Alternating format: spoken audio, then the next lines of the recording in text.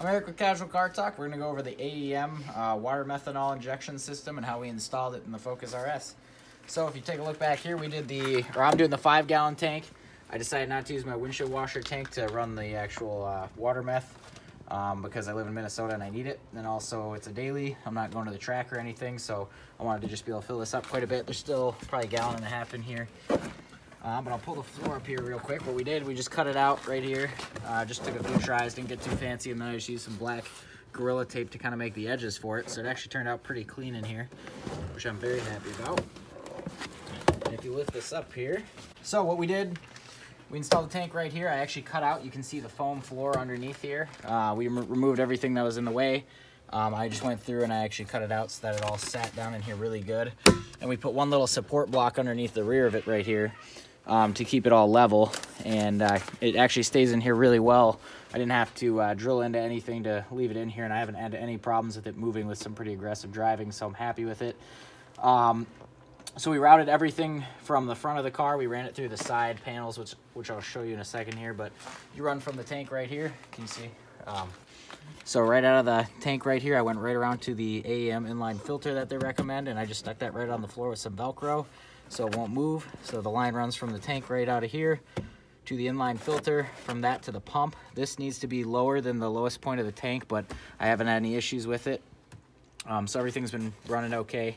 And then I still have to do a little better coating, but with all the wiring and everything, we just ran it all from the controller up front through the panels and the floor all the way back to the tank for the low level sensor and for the pump power and the wires that go to the controller itself so that it can monitor everything and change pump flow progression.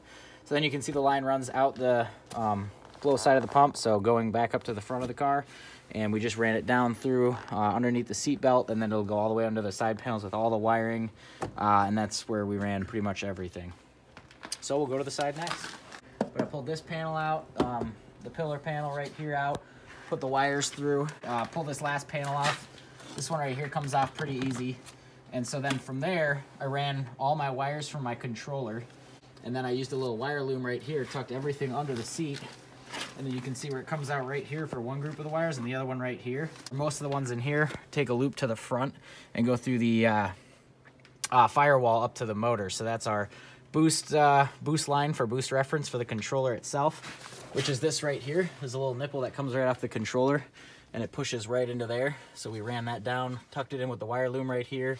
I ran the switch literally from the controller right over. I got to shorten up these wires here, but I ran the switch right here. I just got a little guarded toggle switch, nothing fancy, and literally just put a little patch of Velcro to hold it on, and it's super cold, and I haven't had a problem yet. With this switch right here, I wired the system obviously to it, power for the controller itself to turn that on, and the whole system itself. And also a solenoid, so what that does is the solenoid will keep it from gravity feeding. So you wire the actual water meth line into the solenoid, and then from the solenoid through the firewall to go up to where we actually have it spraying. That way when it's powered on solenoid, so when you hit the switch, it turns the system on, and it also opens the solenoid so you can have flow. So as long as I remember to hit that switch at night, I don't run the risk of gravity feeding into my motor.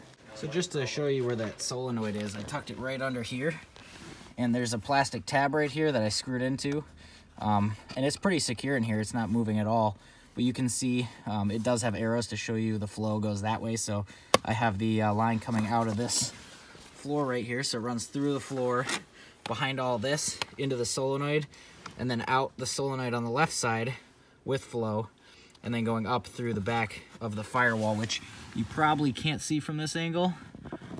It's kind of hard to get to, but if you take your time and be witty, there are ways to do it. For the LED, I'm looking for a better spot. Right now, I just stuck it up through here on my cob tuner, which is a terrible location, but I'm getting to it.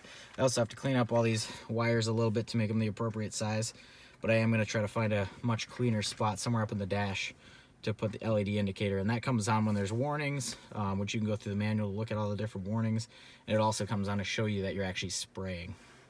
All right, so you can see everything coming through the firewall here. The two small wires are for, the two small red wires are for pump, or sorry, I keep saying pump, controller power, and also for the switch itself. and then the thicker red wires for my subwoofer, so we don't have to worry about that. And then you can see this is the water meth line right here. And then, that's the water meth. This is the water meth line right here.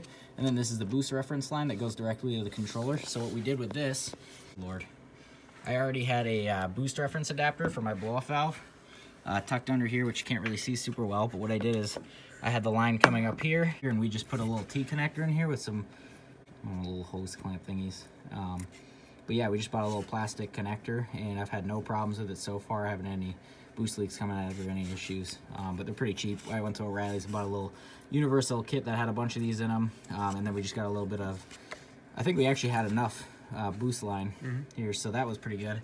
But yeah, that goes back to the controller, so that was a lot harder than I thought it was going to be, just because we were trying to figure out how we were going to tap into it, and it was pretty easy after all. And your ground wire? Yep, then our ground wire controller is right here, so that came through the firewall, and we were already tucking a bunch of stuff through, so it made sense to just come right out to a bolt, which made it really easy. The meth line right here, I ran underneath, tried to make sense of it all, basically just came straight under, and came through everything so that I wasn't touching the fans or anything, and just put some zip ties in, not super tight. Actually, I should probably tighten that up a little bit.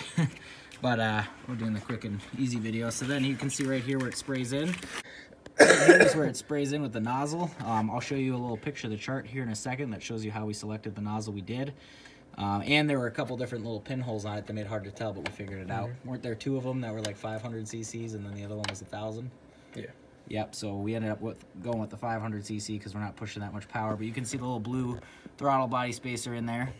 I decided to go the easy route. I'm doing this not as much for performance and more for like longevity of the motor, cleaning the intake valves and everything, making everything a little bit cleaner and run better. The other way you can do it is underneath the throttle body is the charge pipe, and you can tap into the charge pipe with a bung, which is pretty cheap, and you can try to figure out how to do that, or you can just get an aftermarket pipe that has a receptacle for it, and you can thread right into it like we did with the throttle body spacer. So it wasn't super hard. Apparently that's the way to go with the charge pipe, because it atomizes in the air and works a little better. But using the Boost Juice 50/50 spray, I've had no issues so far. And I talked to my tuner and said, what do I need to look out for? And he showed me, and I'll show you that in just a second here. So then we ran a little inline fuse. This is for my subwoofer, so it's not the same one, but you can get these for like, what, $5 I think at AutoZone is where we picked it up. And it's just to protect everything. I mean, running a fuse is always a good idea if you get some kind of crazy power surge or something like that. So I decided to spray with Boost Juice. I found it on Summit Racing. It's safe. Yeah, you're paying a little more, and I've heard all the other alternatives. You can run heat or windshield washer fluid and all that crap, but I don't want to risk blowing stuff up. Sounds like what it's supposed to be. So I talked with my tuner, and he said the one thing to look at is STFT, which I believe is short-term fuel trim. With a quick Google, I don't know if that's accurate, but if that goes over -25 on wide open throttle running water meth, you might need to tune for it. But he said if not, don't worry about it. That was his one concern, and he said, hey, log that for a little while, take a look at it. I'm going to run some data logs and send them over just to be like, hey, I want to make sure everything's running okay, I'm not running rich or anything weird. And he is going to take a look at those as soon as I send them over. And again, here's where I mounted my controller. I tried to think of some genius places. One guy cut through the floor down here, and he actually mounted it in down there, and it looked really nice, but I didn't want to put a cup of coffee on there. This is my daily, as you can tell, because it's a mess in here. But yeah, that's how I decided to do it. So my switch is right here, easily accessible. When it sprays, I can see it on this indicator, and then this poorly placed one right here as well. But yeah, overall, I'm pretty happy with it. It's definitely going to increase engine longevity, or at least that's why I'm doing it. There's a lot of benefits. It's worth looking into. I also live in Minnesota, and we have 85 pretty accessible, so I could have done that for an aux fuel, but I decided to go with this because I like having the option of flipping a switch and having it on, and then running that map for a little while if I want to go get racy, and then if I decide to shut it all down, I flip a switch and I go back to the map for just 93 pump gas. So that seemed pretty convenient for me, and the kit ran me about $450. And the install maybe took, I don't know, an afternoon with some friends who know what they're doing. So Minnesota, it's winter time. Probably not the best time to do an install like this, but we were bored and snowed in, so why not? So what I decided to go for is we went over to a buddy's heated garage. What you do is when you plug in the entire system, you get everything hooked up, you fill it up with distilled water to test the system out. So what you do is you actually don't connect that nozzle yet, but you have the tube in your hand, You put it in a bucket and you spray into it, and that shows that it's spraying, and then it shows that it progressively sprays through during its test cycle. And what we did is we ran everything, it worked, we plugged it in, and we forgot, and I froze all the lines, my pump, the tank was frozen, forgot all of that. I did dump the water out of the tank, but still, all the lines froze full of water. And if they're running water meth, it probably won't freeze. I think it's rated for at least like -50. But I had to literally run my car in the driveway for an hour with all the heat blasting to get everything to thaw out. And then, yeah, we popped all the lines at all locations. We made sure they were clear. We pulled it back off the nozzle to test the actual line out, and then we pulled the nozzle out and let that warm up. And we were fine, luckily, but kind of a dumb mistake we made. It kind of looks like this, but it's got a little hole in the back where you can thread everything through, and then you just poke it through instead of duct tape and stuff. So what we did, we took this big screwdriver, we duct taped the lines we needed. I'd go over there and poke it through the firewall where all those lines were coming out, and then pull all of it off, pull the tape off, pull all the lines through, and then we realized, oh, we had to go the other direction, or we forgot one, and we'd have to re-poke it through and try not to tear wires. So really, if you can run everything mentally first, and then do that with like 1 or 2 pokes maybe, and you can actually, you don't go through the grommet that's in that firewall, you pull it over and stick it around it.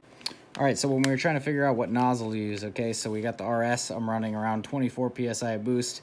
So you got 10 to 25, we kind of figured 25 plus, maybe around 400 horsepower. It doesn't actually change between 4 and 450. So it's hard to see the shading on here, but that ends up being the 500 cc nozzle.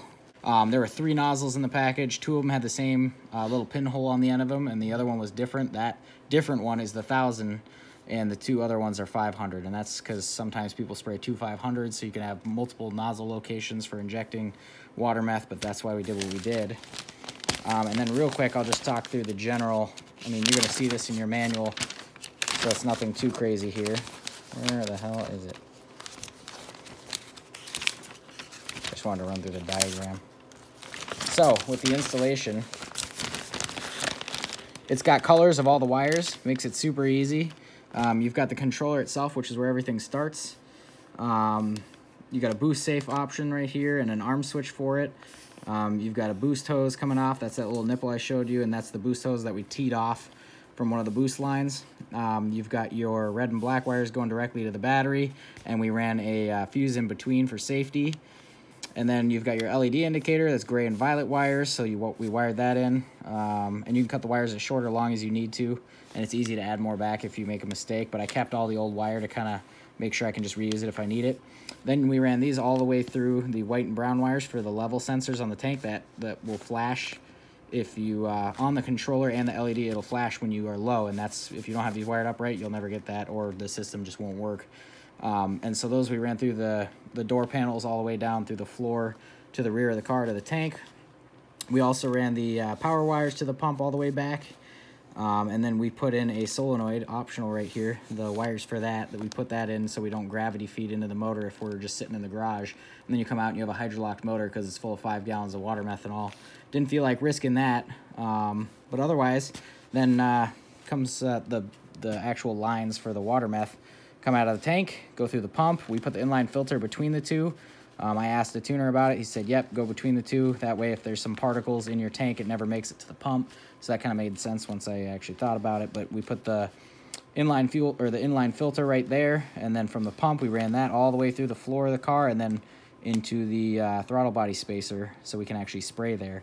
And it shows up here as the throttle body. One of the other reasons I chose the spacer is I was reading around Audi forums and a couple other forums, and I don't know if it rings true for the ST and the RS crowd, but people were taking out the throttle body by spraying before it. I didn't feel like going through a couple throttle bodies, and again, I'm doing this more for the benefits than the performance side of things. So instead of at the throttle body, I have the spacer for spraying, and that kind of mitigates that potential of taking out a throttle body. So that's why I decided to do everything the way I did. There's right and wrong ways to do it. All the tuners I talked to, and my own tuner, he said make sure for the RS, I asked him what settings for boost to go. We put it for 10 PSI starting, so I'm not spraying all the time. I don't want to be at 2 PSI because every time I roll out of the driveway, I'm spraying water meth. So we started at 10 PSI, and we have it max at 20. I get about 24 PSI max out of it, so that way I'm not just running water methanol all the time, and only when I'm under, wide open throttle and progressively going through, boost. So that way you're not just full spraying all the time.